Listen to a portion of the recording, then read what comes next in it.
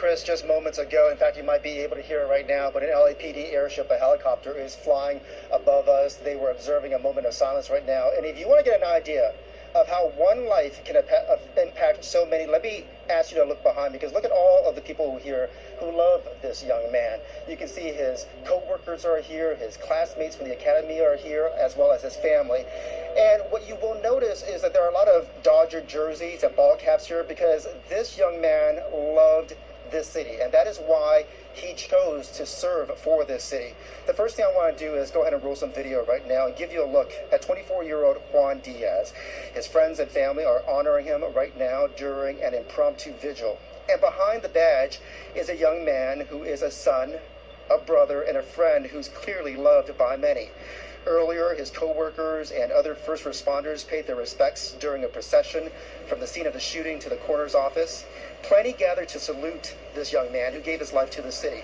And we had a chance to speak to Officer Diaz's sergeant from his days at the police academy.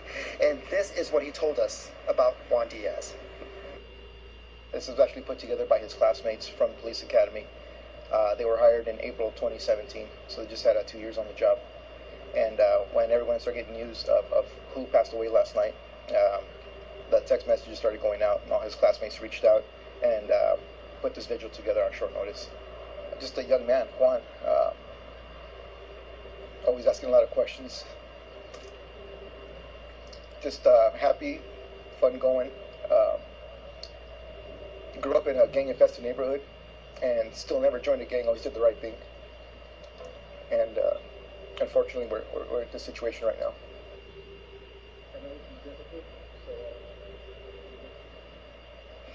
And right now you're looking live as Sergeant Diaz basically is leading this vigil out here. It's a very heavy night. You know, Sergeant Diaz told us that he spent a lot of time talking to Officer Diaz about what he wanted to do and why he wanted to join the force. And the answer for young Officer Diaz was to serve his hometown.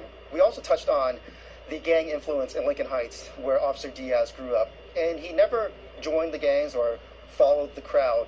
And the sergeant said the reason for that is because of the upbringing that he had from his parents. And so he credited the Diaz family for keeping that young man on the straight and narrow to eventually join the department to serve his city. We're going to keep an eye on this, and of course we will update you throughout the night, and we'll check in with you on KCAL 9 News at 10. But for now, reporting live from downtown Los Angeles, Jeff.